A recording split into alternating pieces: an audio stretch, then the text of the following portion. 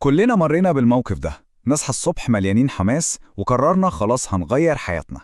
هناكل أكل صحي، هنتمرن كل يوم، هنبطل عادة سيئة معينة. لكن كام يوم بالكتير ونلاقي نفسنا رجعنا لنفس المربع تاني. يا ترى ليه تغيير سلوكنا بيبقى صعب قوي كده؟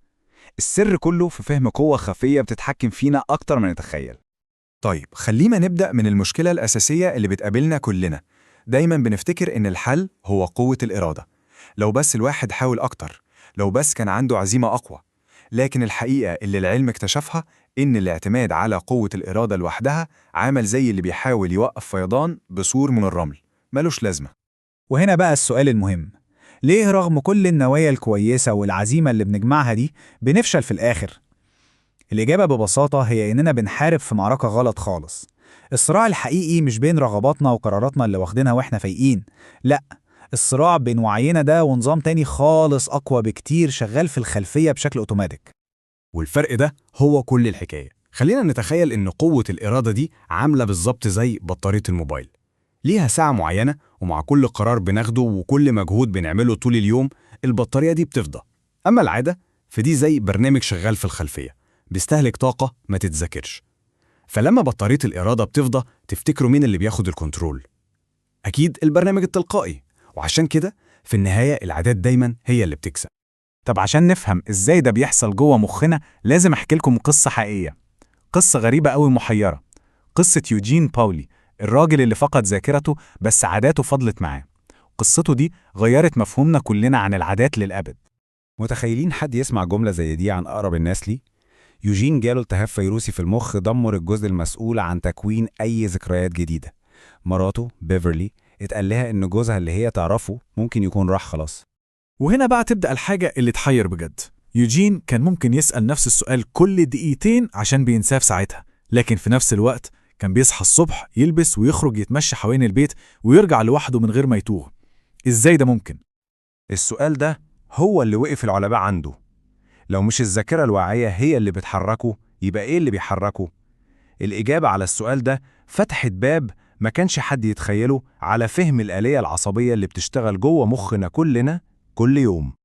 الإجابة كانت في مفهوم اسمه حلقة العادة، عملية مكونة من 3 خطوات بسيطة لكن مفعولها زي السحر. أول حاجة بيبقى فيه إشارة أو محفز، زي مثلا إحساس بالملل الساعة 3 العصر في الشغل. تاني حاجة الروتين، وده الفعل اللي بنعمله زي إننا نقوم ناكل حاجة مسكرة. وآخر حاجة المكافأة، وده الإحساس الحلو أو دفعة الطاقة اللي بناخدها. الحلقة دي كلها متخزنة في جزء قديم في مخنا اسمه العقدة القاعدية، وهو الجزء اللي فاضل سليم عند يوجين.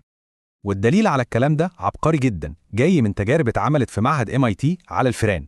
العلماء كانوا بيراقبوا نشاط مخ الفئران وهي بتتعلم ازاي توصل لحتة شوكولاتة جوه متاهة. في الأول المخ كان بيبقى شغال على آخره طول الطريق، لكن أول ما الفار حفظ السكة وبقت عادة، النشاط العقلي بينزل للأرض تقريبا وما بيظهرش غير في لحظتين بس، أول ما يسمع الإشارة اللي بتبدأ المتاهة ولما يوصل للمكافأة في الآخر. المخ حرفيا بيوفر طاقته وبيشغل التيار الآلي. تمام قوي، فهمنا العادات بتشتغل ازاي. السؤال اللي يهمنا كلنا بقى نغيرها ازاي، وهنا بنوصل للجزء العملي والمهم. الفكرة مش اننا نحارب العادة وش الوش، الفكرة اننا نتحايل عليها ونعيد برمجتها. هي دي القاعدة الذهبية. العادات القديمة مش بتتمسح، بتفضل متسجلة جوه المخ. عشان كده الحل هو إننا نحافظ على نفس الإشارة ونفس المكافأة، لكن نغير الروتين اللي في النص.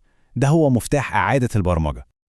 خلينا ناخد مثال حي عشان الصورة توضح. الإشارة هي إحساس التعب والزهق اللي بيجي بعد الظهر في الشغل. الروتين القديم هو إننا ناكل بسكويت أو أي حاجة مسكرة. المكافأة هي دفعة الطاقة وتغيير المود.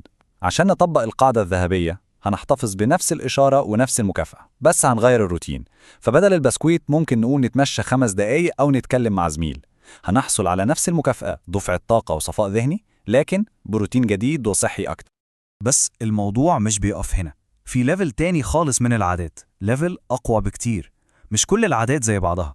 في نوع معين من العادات لو ركزنا عليه بيعمل تأثير أشبه بالدومينو في حياتنا كلها.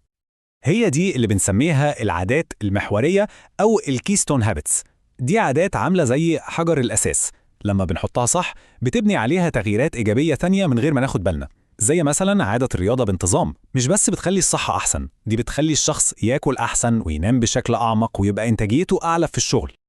ويمكن أقوى مثال في البيزنس على قوة العادة المحورية دي هي قصة شركة الكوا للألومنيوم.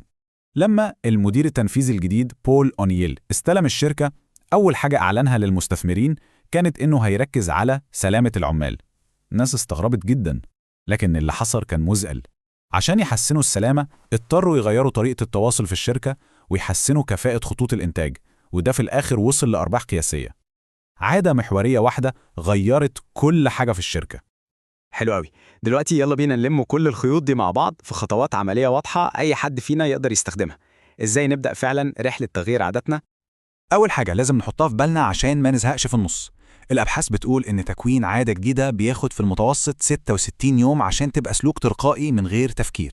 يعني الموضوع محتاج صبر واستمرارية، مش حماس أول يومين وخلاص. يعني نقدر نقول إن الخريطة كلها في 3 خطوات.